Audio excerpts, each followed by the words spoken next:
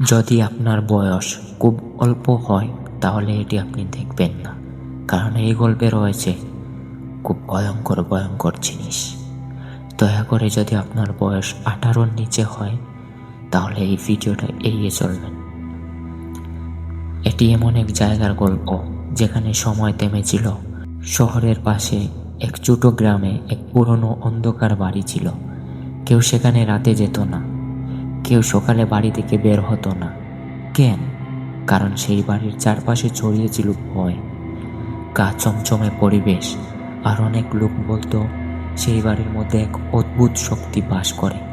গ্রামের মানুষেরা জানতো সেই বাড়ির প্রাচীন ইতিহাস অনেক অন্ধকারময়, অনেক ভয়ঙ্কর।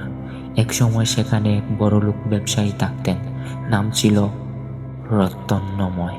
তার কাছে অনেক অর্থ ছিল, কিন্তু তিনি এক সময় আচমকা নিখোঁজ হয়ে যান। কেউ জানতো না তার কি হয়েছিল। তবে কিছুদিন পর কিছু অদ্ভুত ঘটনা ঘটতে শুরু করে।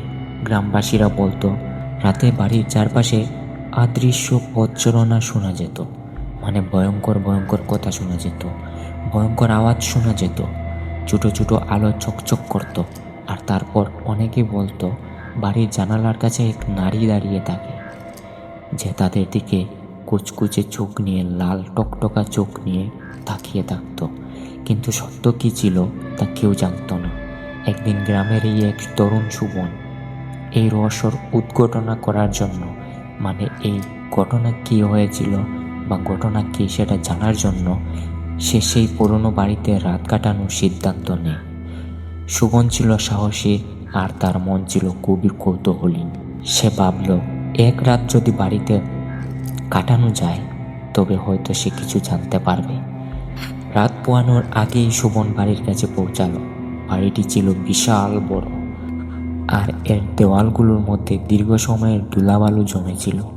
জানালাগুলোর কাঁচ ভেঙে গিয়েছিল, আর পুরো বাড়িটি যেন এক অন্ধকার ভূতের স্থানের পরিণত হয়েছে। সুবন বাড়ির ভিতরেই ঢুকলেই তার শরীর শিউর উঠল, মানে বলতে পারেন তার গায়ের রোম খাড়া হয়ে গিয়েছিল, কারণ কোনো এক অদৃশ্য শক্তি নাকি তার শরীরটাকে টেনে নিয়ে যাচ্ছিল। বাড়ির ভিতরে ঢুকতেই শোভন দেখতে পেল এক অদ্ভুত দৃশ্য। বাড়ির সিঁড়ির দেয়ালের উপরে ওঠার সময় সে লক্ষ্য করল সিঁড়ির নিচে পুরনো মাকড়সার জাল ছড়িয়ে আছে, এবং সেই জালগুলোর মধ্যে কিছু মানুষের অদ্ভুত ছবি আঁকা ছিল। তবে ছবিগুলোর একদম সোজা চোখে না, দেখলেই যেন ভালো ছবি ছিল অতীতের এক পরিবারের যারা এখানে বাস করতেন। কিন্তু একটি ছবি ছিল ভিন্ন। সেই ছবি ছিল এক অদ্ভুত ছায়া মানুষের, যার চোখ ছিল খোলামেলা ও হালকা। এক নিঃশব্দ ভয় ছড়িয়ে পড়ল শোভনের মধ্যে। সে যেন কোনো অজানা শক্তির অনুভব করছিল। এরপর শোভন আরো গভীর প্রবেশ করল, মানে গভীর ঘরের ভিতরে প্রবেশ করল। আর এক অদ্ভুত শব্দ তার কানে পৌঁছালো। সে শব্দ ছিল, আছো তুমি কোথায়? শব্দটা যেন কোনো এক মহিলার অতি মিষ্টি ও দুঃখী কণ্ঠে আসছিল শব্দটি। তবে কোনো মানুষের দেখা সে পেল না। সে সামনে এগোতেই দেখলো এক পুরনো বইয়ের তাক, আর তাকেই মাঝখানের গর্ত, যেটি ঠিক যেন কোনো দরজা ছিল। শোভন কৌতূহলী হয় তাকের পাশ দিয়ে চলে গেল। হঠাৎ বইয়ের তাকটি সক্রিয়ভাবে সরানো শুরু করলো। হঠাৎ গর্তের ভিতর থেকে বের হলো এক অদ্ভুত ভূতের নারী। তার চোখ ছিল কালো এবং মুখটা একদম সাদা, যেমন তার জীবনে আর মৃত্যুর মধ্যে কোনো সীমা নেই।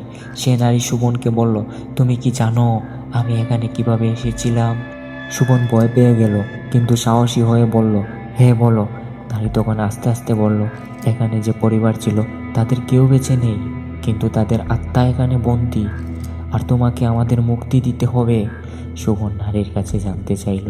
সে বলল, যখন এখানে একজন ব্যবসায়ীর কারণে এখানে আসেন তখন তিনি অনেক অন্ধকার কাজ করেছেন। এই বাড়ির মালিকদের রক্ত দিয়ে এক অদ্ভুত চুক্তি করেছিলেন, যার কারণে এই জায়গায় আজও অভিশপ্ত। তার মৃত্যু হয়নি, তবে তার আত্মা এখানে ঘুরে বেড়াচ্ছে। তুমি যদি সাহায্য না করো তবে তুমি আর বের হতে পারবে না। এই কথা বললেই নারীর চোখ হঠাৎ লাল হয়ে উঠল, আর সে সুবনকে সাজারের এক ধাক্কা দিল। তারপর সব কিছু অন্ধকার হয়ে গেল। পরের দিন সকালে সুবন গ্রামে লোকদের কাছে ফিরে এলো। তার চোখে ভয়ে চাপ ছিল, কিন্তু তার মুখে কোনো কথা ছিল না। তার কাছে কোনো অদৃশ্য শক্তি তাকে কি জানিয়েছে সেটা সে আর কোনো দিনও বলতে পারেনি। তবে সুবনের গল্প শুনে গ্রামের মানুষেরা একটাই সিদ্ধান্ত নিল, ওই বাড়িটি এখনো আর কেউ ছুঁতে পারবে না। আজও সেই বাড়ির চারপাশে অভ্রন্ত গল্প আর অদ্ভুত অদ্ভুত কান্না ভেসে আসে, আর কেউ সেখানে রাতে যেতে সাহস পায় না। এই গল্পটি এক ধরনের কিংবদন্তি যা এখনও শোনা যায় বিভিন্ন গ্রামে।